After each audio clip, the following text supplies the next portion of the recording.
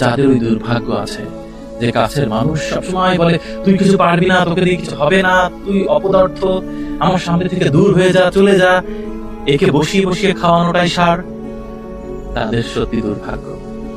কারণ মানুষ না কেউই হতভাগ্য নিয়ে পৃথিবীতে আসে না, কেউই অপদার্থ নয়। শুধু একটু ভালোবাসা দিয়ে দেখতেন সব পারত সে।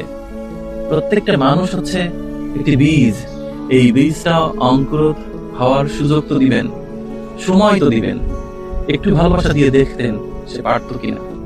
আগেই হেরে গেলেন, আগেই তাকে এত যাতনা যন্ত্রণা দিয়ে প্রত্যাখ্যান করলেন।